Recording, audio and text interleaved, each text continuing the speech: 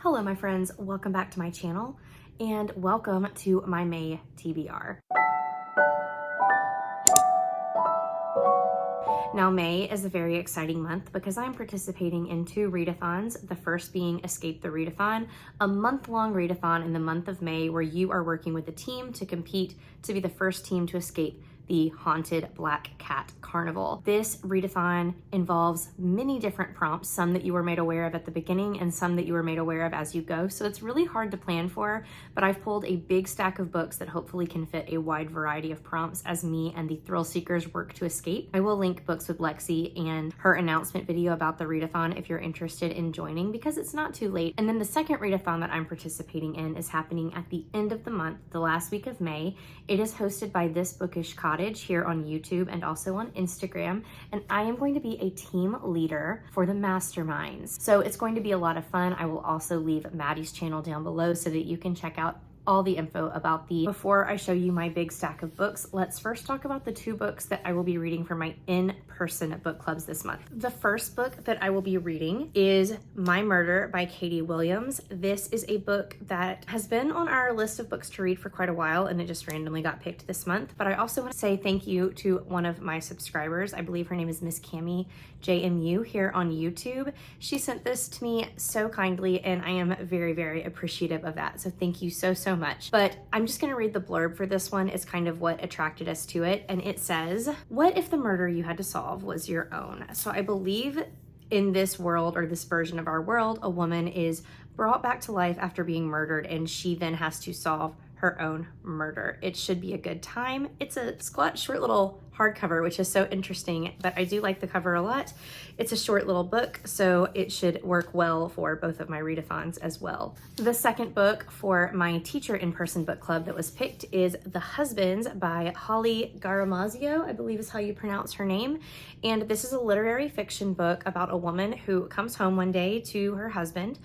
But the weird thing is she doesn't have a husband. And then apparently when she gets sick of him, she can send him back up into the attic and a different husband comes down, which just sounds so quirky and so fun. But y'all, on top of that, this is also a book that got chosen in one of my Discord groups to kind of be a part of a sisterhood of the traveling books situation. So a couple of different books were picked from a couple different people. We have chosen an annotation color. So as I read, I'm going to be annotating this book with all sorts of different blue annotating supplies, writing my thoughts and feelings down. And then at the end of the month, I will send this to my friend and I will receive another book with her annotations in it, and I will get to add my own. And this is going to happen for about a quarter of the year. So not only is this going to be a great discussion point for book club, but we also have this little sisterhood traveling book thing going on. And I just think it's going to be a hoot and a hollering of a good time. Next up, we have the chunkiest book on the list, and that is Heat of the Everflame by Penn Cole. This is the third book in the Kindred's Curse saga. It's very hard to talk about the book at the point in which we are by the third book because a lot has progressed and happened since the first one. But to give you a general overview of the series, we are following our main character. Her name is Diem, and she is a mortal living in a world of mortals and these people called descendants, which are basically the descendants of gods and humans. So some people in this world have very, very strong and powerful magic, and some are just cursed to be mortal. There's a lot of upheaval in this kingdom. The king is close to dying. Diem is working as a healer, and she has the interesting situation of having to work both in the mortal world and in the descendant world, and things happen very quickly. We've got some rebellion plot lines. We've definitely got some romance. We've got some angst, and we've got characters coming into their own power.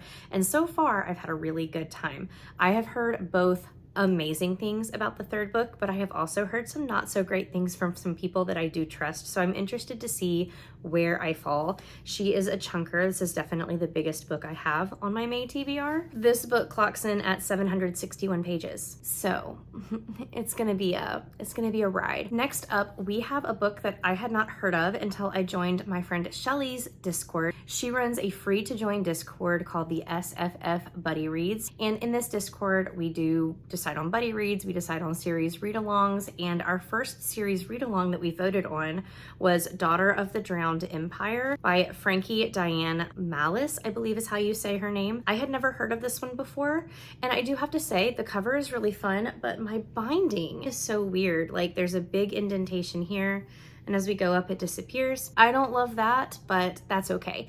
I believe that this is an indie fantasy, maybe fantasy romance, not 100% sure. I really don't know much about this other than we voted on it and I'm excited to read it. For a fantasy, not that thick. I think it's just over 400 pages. And I'll read a little bit of the back since this is one that I hadn't heard much of, so maybe you guys also haven't heard as much about it. It says 19-year-old maid Lady Lyriana Batavia is third in line to the seat of power in Vamaria, a position of wealth and privilege but not safety. Vamaria falls under the rule of the Lumerian Empire, survivors of a celestial war whose island sank in the drowning. Now all Lumerians submit to the Emperor and his strict laws about magic. He decides what magic can be practiced and what powers remain forbidden. Lear's own cousin was executed for wielding the wrong kind, and for years, Lear has sworn to protect her older sisters, helping them conceal their own illicit magic. But when Lear must participate in the ceremony that reveals her power, she uncovers something else entirely.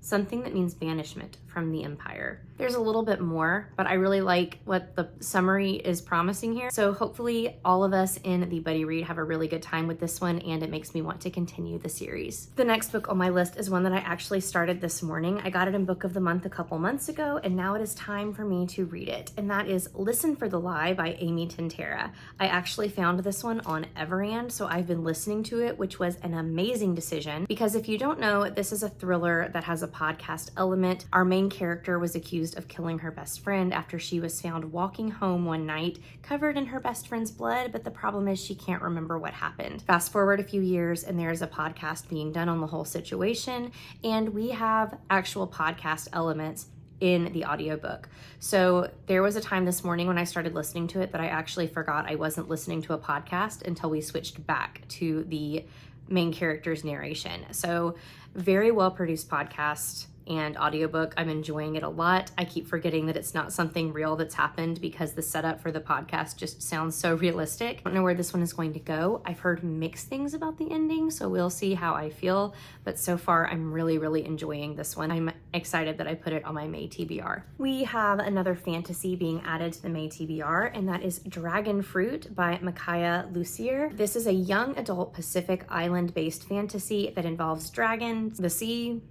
Do I need to say any more? It also looks so spring summertime. There is an adorable bat on the back of this book, and it's a young adult. The font is huge, the margins are wide, and this one is also on Everflame, and I am just crossing my fingers that I love it. A book that I absolutely 100% have to get to for so many reasons this month is Funny Story by Emily Henry. You guys know my love for Emily Henry, the way that she just kind of grabs my heart and doesn't let it go. She hasn't since the first book I read from her, and I don't think it's going to happen anytime soon. So not only is this one of my most anticipated books, I also put a poll up in my Patreon yesterday, letting people vote for the first book that we were going to buddy read. Not only am I like super excited to read it, but now I get to read it with my patrons over on Patreon in the Magical Menagerie, and I think that we are going to have a blast discussing this book.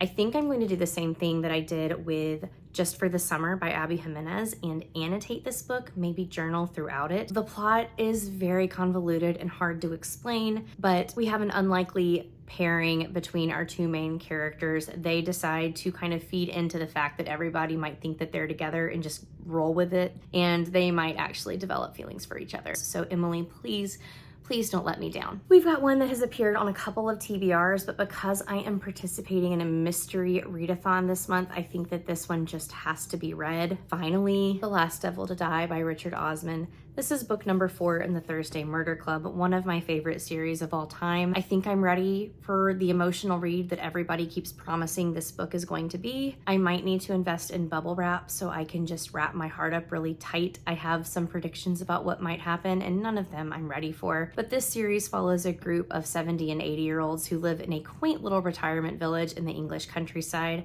They meet every Thursday to try and solve cold cases until one day they actually end up with a real live murder case on their hands, and they decide that they're going to take their skills and they're going to solve it, much to the chagrin of the local police and detectives. I do believe that we are on our last book of May. This is a lot of books for me. I typically read about 6 books, but we have another one that's available on audio, so I said, why not? And that's A Study in Drowning by Ava Reed. This is a shiny cover, so I'm trying to not let it glare with the ring light. But all I know about this one is it's kind of a dark academia feminist story. involving architecture, question mark. I know a lot of my friends that read it when this first came out loved it, and I'm very excited about Ava Reed's Lady Macbeth retelling coming out later this year, so I figured it was time to read this fantasy. Very short. Again, the audio is available, so I think that this is going to be a good one to round out my reading month of May. I think that we are going to feel the chaos in May. I think that it's going to be a lot of reading, but honestly, I'm ready for it, you know? I'm really, really ready to just bury myself in these books and not leave, especially with my summer break right around the corner. You can definitely look for some public reading sprints from me coming this month because I'm gonna need all the motivation in the world to finish these books. And if you're participating in these readathons, you might too. If you are planning on participating in Escape the Readathon, leave me any kind of carnival-based emoji down below. And if you are going to be participating in the Mystery and Mayhem Readathon, leave me a detective or a magnifying glass in the comments. If you want to join us in reading Emily Henry's funny story, my link to my Patreon should be the top link in the bio. And your support, again, whether you are a paid patron or whether you just watch my channels and give them a simple thumbs up, means the world to me. As always, my social media and other ways that you can get in touch with me are linked down below. I hope you guys have a great day, and I look forward to seeing you in another video very soon. Bye, guys.